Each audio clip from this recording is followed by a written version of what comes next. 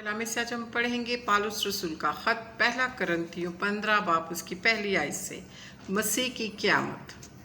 अब आए भाइयों, मैं तुम्हें वही खुशखबरी जताए देता हूँ जो पहले से दे चुका हूँ, जिसे तुमने कबूल भी कर लिया है और जिस पर कायम भी हो। उसी के वसीला से तुमको नजात मिलती है, बशर्ते कि वो खुशखबरी जो मैंने तुम्हें दी थी याद रखते हो, वरना तुम्हारा ईमान लाना बेफ़ायदा हुआ।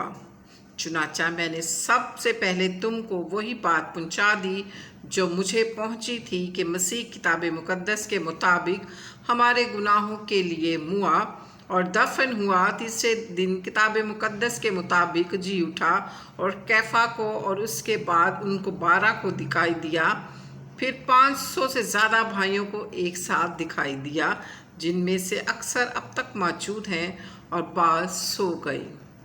फिर याकूब को दिखाई दिया, फिर सब रसूलों को और सबसे पीछे मुझको, जो गोया अधूरे दिनों की पैदाइश हूँ, दिखाई दिया।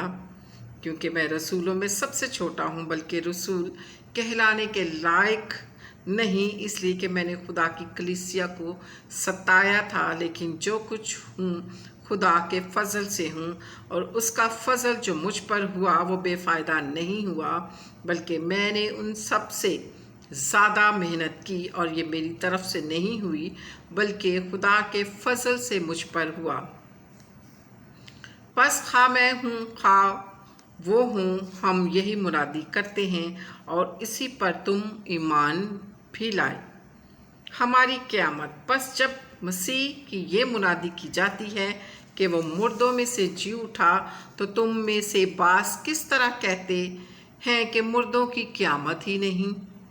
अगर मुर्दों की क़यामत नहीं तो मसीह भी नहीं जी उठा, और अगर मसीह नहीं जी उठा तो हमारी मुनादी भी बेफ़ायदा है और तुम्हारा ईमान भी बेफ़ायदा है, बल्कि हम खुदा के झूठे गवाह ठहरे, क्योंकि हमने खुदा की बाबत ये गवाही दी कि उसने मसीह को जला दिया, हालांकि जलाया।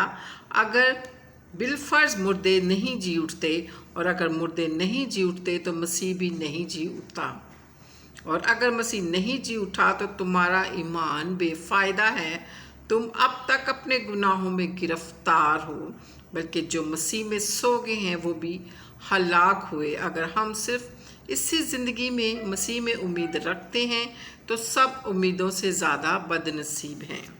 लेकिन फिल वाक़या मसीह मुर्दों में से जी उठा है, और जो सो गए हैं उनमें पहला फल हुआ, क्योंकि जब आदमी के सबब से मौत आई तो आदमी ही के सबब से मुर्दों की क़यामत भी आई। और जैसे आदम में सब मरते हैं, वैसे ही मसीह में सब जिंदा किए जाएंगे। हालेलुया।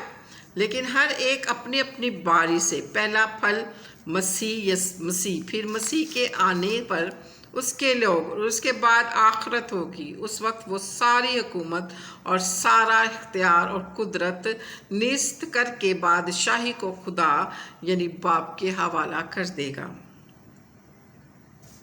क्योंकि जब तक वो सब दुश्मनों को अपने पांव तले ना ले आए, उसको बादशाही करना ज़रूर है। सबसे पहला दुश्मन जो निस्त किया जाएगा वो मौत है, क्योंकि खुदा ने सब कुछ उसके पांव तले कर दिया है। मगर जब वो फरमाता है कि सब कुछ उसके ताबिया कर दिया गया है, तो जाहिर है कि जिसने सब कुछ उसके ताबिया कर दिया है वो अलग रहा, और जब सब कुछ उसके ताबिया हो जाएगा तो बेटा खुद उसके ताबिया हो जाएगा, जिसने सब चीज़ें उसके ताबिया कर दी हैं, ताकि सब में खुदा ही सब कुछ हो। वरना जो लोग मुर्दों के लिए बपतिस्मा लेते हैं वो क्या करेंगे? अगर मुर्दे जी उठते ही नहीं तो फिर क्यों उनके लिए बपतिस्मा लेते हैं? और हम क्यों हर वक्त ख़तरे में पड़े रहते हैं? भाइयों, मुझे उस फ़ख्र की कसम जो हमारे खुदा यीशु मसीह में तुम पर है, मैं हर रोज़ मरता हूँ। अगर मैं इंसान की तरह इफ्सिस में दरिंदों से लड़ा तो मुझे क्या फ़ायदा? अगर मुर्दे ना जलाए गए तो आओ खाए पिए, क्योंकि कल तो मर ही जाएंगे। फरेब ना खाओ, बुरी सोबतें अच्छी आदतों को बिगाड़ देती हैं। रास्तबाज होने के लिए होश में आओ और गुनाह ना करो, क्योंकि बाज खुदा से नावाकिफ़ हैं। मैं तुम्हें शर्म दिलाने को कहता हूँ पाक कलाम के पढ़े और सुने जाने पर खुदावंद की बरकत हो, खुदावंद का शुक्र हो। आमीन।